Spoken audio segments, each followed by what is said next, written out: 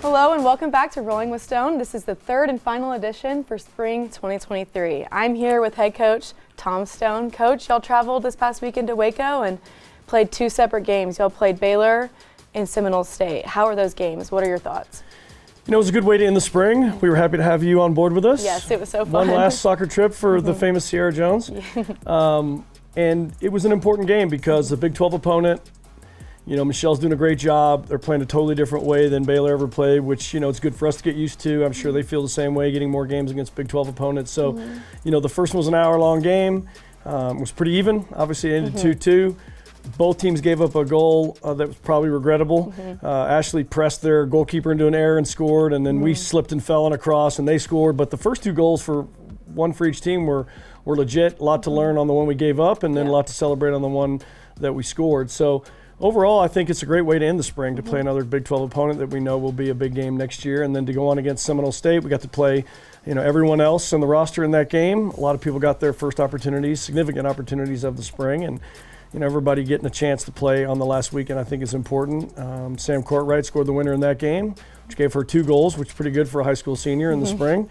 Now a legit college player. So I think all in all, the games we went down to get, we got the competition we were looking for, we were able to garner, and you know, again, a good way for us to finish the spring. It's always good to get more experience, and all the players can get more experience in the spring. You mentioned Ashley Williams. She had 2 goals against Baylor, and she was also the leader in goals in 2022. So how excited are you? How good a finish is that for her in the spring? I think it was important. You know, Ashley was our go-to in the fall. Again, 9 goals, I think tied for the lead in goals in conference play. And Ashley is streaky. You know, when she's hot, she is hot. And when things start to fall for her, they continue to fall for her. She's kind of like a running back going downhill. You know, when it's going her way, she keeps it going. And always plays with a lot of confidence. It's been all over the goal this spring, but for her to find, you know, the net once on just a pure gutsy play, pressing the keeper, and then being calm enough to finish it. And then her first goal was great. It was a rip near post from outside the box, very confident. And the team really responds well when it's Ashley scoring. You know, they get excited. She's just that personality for our team. So thankful for her, excited for her, and a good way for her especially to finish the spring. Yeah, I was going to say it probably helped her confidence a little bit so she can go into the fall, you know, with a groove. Also, you mentioned the mid-years. I just wanted to kind of talk to you about that. So how were they this spring? Did you see them improve? I know it's important that they're here, but. Well, first of all, for all the freshmen and the mid-years, the spring is the first time they've ever encountered like 80% training, 20% games. You know, you get so much done, or you have the opportunity, I should say, to get so much done in the spring. And the freshmen were all about it, trained really hard. The whole team trained really hard. Like I told them afterwards, like we really can't have any regrets this spring. From seniors, 5th-year seniors, all the way to the ones that came in from high school. They just trained really hard, and we covered a lot of ground that we can pick up hopefully at the end of the summer and build the team into a fierce competitor for the fall. But specifically the mid-years, they all grew up. Life in college, life in academic world of college, life with the team on their own, all that stuff now is out of the way as far as the fall goes. And the performers, you know, the performances were excellent all the way across those kids that got to play. And, you know, Sam getting her second goal, I think she scored the first goal of the spring and the last goal of the spring.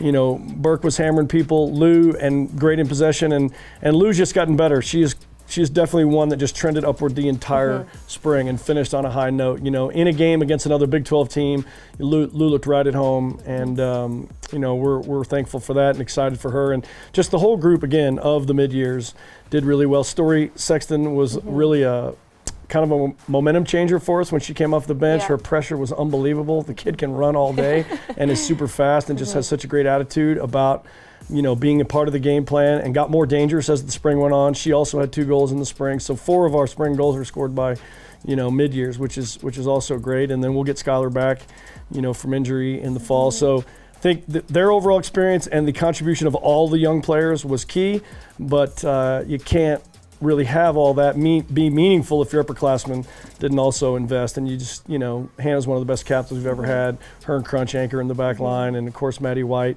having a great spring too. So I just think the upperclassmen did their job leading, and the young ones really invested, and we got to invest in them. And you know, you put those things together, and it made for a very productive spring. Right. Well, we're excited to see how they do in the fall and the rest of their class when they come as well.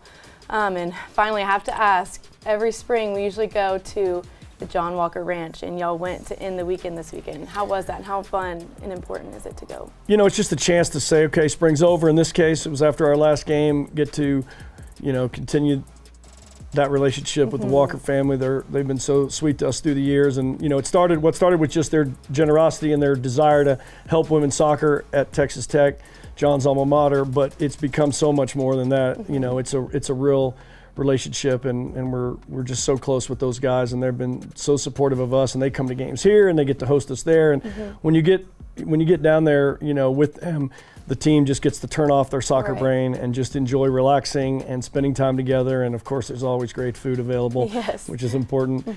So our time with those guys is crucial and important and also meaningful. And I think the team just got a chance again just to spend time together, have one giant slumber party, and you know, make our way back to Lubbock after we stopped by and visited them. So it was a wonderful time, as always. Right. Well, it sounds like a great weekend, Coach. And that wraps it up for the spring 2023 Rolling with Stone. I'm Sierra Jones with head coach Tom Stone, and we'll see you guys in the fall.